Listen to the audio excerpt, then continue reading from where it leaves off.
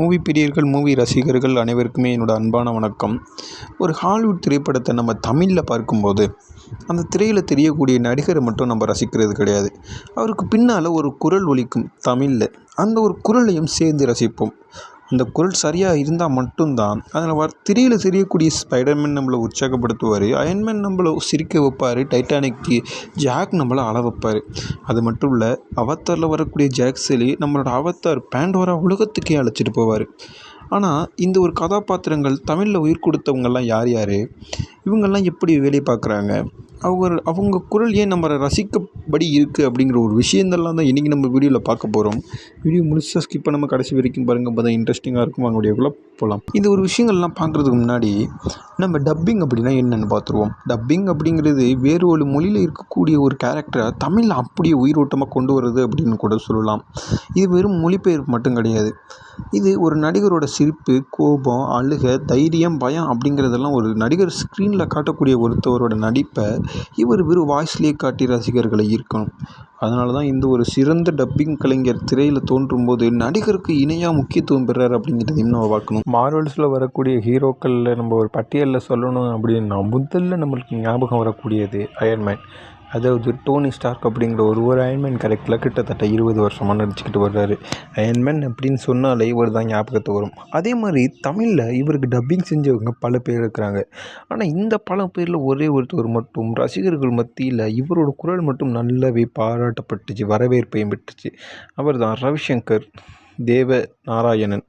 இவர் கம்பீரமான குரலாலையும் நகைச்சுவை கலந்த உச்சரிப்புலையும் டோனி ஸ்டார்க் கதாபாத்திரத்துக்கு சிறப்பாக இவரோட குரல் மட்டும் பொருந்தி இருக்கும். அடுத்ததாக நம்ம பார்க்க போகிறது டெட்பூல். இந்த மார்வல்ஸில் வரக்கூடிய சூப்பர் ஹீரோஸ்லேயே புகழ்ச்சி பெற்ற அதுவும் நகைச்சுவையான ஒரு ஆன்டி ஹீரோ அப்படின்னு கூட சொல்லலாம். தமிழில் இந்த ஒரு கேரக்டருக்கு சேகர் அப்படிங்கிற ஒரு தான் குரல் பதிப்பு செஞ்சுருப்பார். அதாவது நம்ம புஷ்பா படம் பார்த்துப்போம்ல, புஷ்பாவுக்கு குரல் கொடுத்த ஒருத்தவர் தான் இவர். இவரோட வேகமான உச்சரிப்பு, டெட்பூலோட தனித்துவமான நகைச்சுவை, இவரோட ஸ்டைலில் டப்பிங்கில் இவர் பண்ணுறது எல்லாமே நகைச்சுவையாகவும் இந்த ஒரு கேரக்டருக்கு பொருந்தின ஒரு குரலாகவும் அமைஞ்சிச்சு. அதனால தான் ரசிகர்கள்ட்ட இந்த ஒரு கேரக்டர் நல்ல ஒரு வரவேற்பையும் பெற்றுச்சு அப்படின்னு கூட சொல்லலாம். 2009 வெளியான இந்த அவத்தார் உலக சினிமாவை புதிய ஒரு உயரத்துக்கு கொண்டு போணுச்சு அப்படின்னு கூட சொல்லலாம். இயக்குனர் ஜேம்ஸ் கேமரூன் உருவாக்கிய பேண்டோரா உலகம் ரசிகர்களை வியப்பில் ஆழ்த்துனுச்சு அப்படின்னு கூட சொல்லலாம். இந்த ஒரு படம் தமிழிலும் வெளியானுச்சு. ஜாக் சலி, நெட்டேரி, கானல், குவாரிஷ் போன்ற கதாபாத்திரங்களை, உணர்வுகளை தமிழ் குரல்கள் அழகாக வெளிப்படுத்தி இருந்துச்சு. குறிப்பாக போர்க்காட்சிகள், அப்புறம் உணர்ச்சி மிக்க வசனங்கள், பேண்டோரா உலகோட பிரம்மாண்டம் அப்படி இது எல்லாமே தமிழ் ரசிகர்கிட்ட கூட நல்ல ஒரு வரவேற்பையும் பெற்றிருந்துச்சு அப்படின்னு கூட சொல்லலாம்.